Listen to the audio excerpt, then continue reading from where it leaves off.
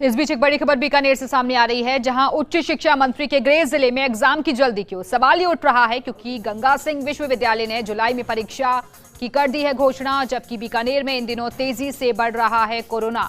इस विश्वविद्यालय में है करीब 4,25,000 छात्र और बड़े सेंटर्स पर 1,800 परीक्षार्थी देंगे परीक्षा। यूजीसी भी जता चुका है परीक्षा स्थगित करने पर सहमति। कल सीबीएसई ने भी स्थगित कर दी है परीक्षाएं और अन्य विद्यालयों में नहीं जारी हुआ टाइम टेबल। कांग्रेस का छात्र संगठन एनएसयूआई भी है विरोध में और एनएसयूआई के राष्ट्रीय अध्यक्ष भी मंत्री को फोन कर चुके हैं। हरियाणा जैसे राज्यों ने छात्रों को कर दिया है प्रमोट। और आखिर कौन है उच्च शिक्षा राज्य मंत्री का सलाहकार? तो इस वक्त की बड़ी खबर बीकानेर से, जहां उच्च शिक्षा मंत्री के गृह जिले में एग्जाम की जल्दबाजी क्यों? आखिरकार एहतियाती जो कदम उठाए जा रहे हैं, जबकि बीकानेर में लगातार कोरोना बढ़ता जा रहा है, उसको देखते हुए भी गंगा सिंह विश्वविद्यालय ने जुलाई में परीक्षा की घोषणा कैसे कर दी? और इस वक्त हमारे साथ हमारे सहयोगी लक्ष्मण राघव जुड़ गए हैं। लक्ष्मण, क्योंकि एहतियाती कदम लगातार उठाए जा रहे हैं सरकार की तरफ से, लेकिन आखिरकार गंगा सिंह विश्वविद्यालय की तरफ से ये फैसला ऐसे वक्त में लेना कई सवाल खड़े कर रहा है।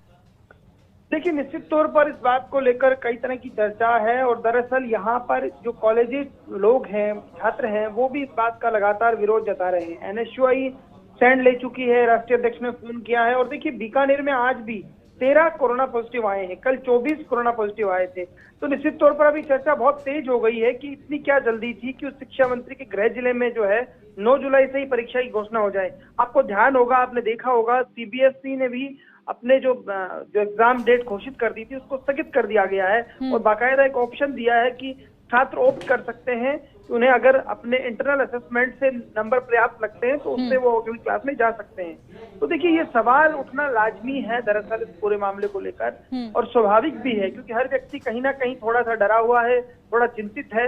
तो अब जो बड़े सेंटर्स हैं वहां पर 1,800 बच्चे तक एग्जाम देंगे, तो अब स्वाभाविक मानिएगा कहीं ना कहीं चुनौती है। बिल्कुल। और लक्ष्मण, देखिए कई जगह से तस्वीरें भी आई थी, क्योंकि जहां पर सप्लीमेंट्री एग्जाम्स होने थे वहां पर हमने दिखाई थी हकीकत की सुरक्षा के इंतजाम नहीं थे, ना मास्क लगाकर लोग गए थे, ना सैनिटाइजर की कोई व्यवस्था थी।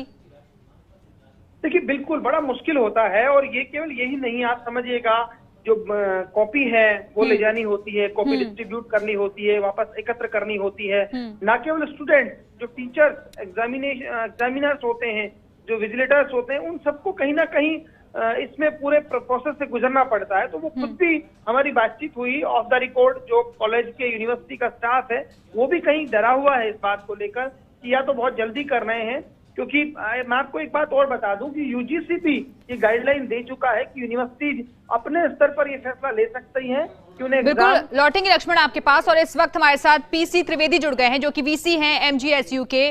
त्रिवेदी जी, आपसे समझना चाहेंगे कि जब ये कोरोना का संकट चल रहा है, बीकानेर में तो लगातार मामले बहुत बढ़ते जा रहे हैं, तो फिर ये फैसला क्यों, जल्दबाजी क्यों एग्जाम्स को लेकर? ये जो फैसला लिया गया है वो राज्य स्तर पर लिया गया है और इसमें एजुकेशन मिनिस्टर ने सभी लोगों की मीटिंग ली थी वीडियो कॉन्फ्रेंसिंग के माध्यम से, और उन्हीं के सलाह के आधार पर विश्वविद्यालयों को कहा गया है कि आपको एग्जाम समय से कराने हैं, क्योंकि वो कह रहे हैं कि राजस्थान बोर्ड भी करा रहा है एग्जाम और विश्वविद्यालय भी अपना एग्जाम कराए। यदि लेकिन सर, आप इस स्थिति को गंभीरता से देख रहे हैं ना कि बड़ा सेंटर है, 4 लाख से ज्यादा छात्र हैं। हाँ जी सर, विश्वविद्यालय में बहुत ज्यादा छात्रों की संख्या है, 4 लाख से ऊपर छात्र आएंगे, तो व्यवस्थाएं भी तो उतनी ज्यादा कराना होगा। तो at a time 4 lakh exam थोड़ी देते हैं, जो तो हर, अभी हम छोटे एग्जाम से शुरू करें जिसमें 100, 200, 300 लड़कों का एग्जाम है। यदि स्थितियां सही रही और डिस्टेंसिंग के हिसाब से हो गया तो हम करेंगे, और यदि नहीं हुआ तो राज्य सरकार को हम बताएंगे कि क्या स्थितियां आ रही है। पर उन्होंने कहा कि केवल इसी आधार पर कि ऐसा हो सकता है हम एग्जाम पोस्टपोन नहीं करेंगे, और ये राज्यपाल कुलाधिपति की भी हमारी मीटिंग हुई थी, उसमें भी ये निर्णय हुआ है, तो हम उसी निर्णय को लागू कर रहे हैं। लेकिन सर, आपने देखा ना, सीबीएसई ने भी अभी स्थगित कर दिए हैं एग्जाम्स, यूजीसी ने भी स्थगित कर दिया है। वो भी राज्य सरकार को सब सूचित कर दिया गया है, उनको भी पता है ये सब, कल का सुप्रीम कोर्ट का आदेश है, ये हम सबको लेकिन राजस्थान बोर्ड तो भी करा रहा है, आपने देखा है। चलिए, फिलहाल बहुत बहुत शुक्रिया आपका फर्स्ट इंडिया न्यूज से बातचीत करने के लिए। तो इस वक्त आपको बता दें कि यह अहम फैसला जो लिया गया है वो राज्य सरकार की तरफ से लिया गया है। और हमारे साथ हमारे सहयोगी लक्ष्मण राघव भी लगातार जुड़े हुए हैं। लक्ष्मण, अभी आपने सुना उन्होंने क्या कुछ कहा? वीसी हमारे साथ जुड़े थे, जो कि त्रिवेदी जी खुद कह रहे हैं कि राज्य सरकार का ये फैसला है।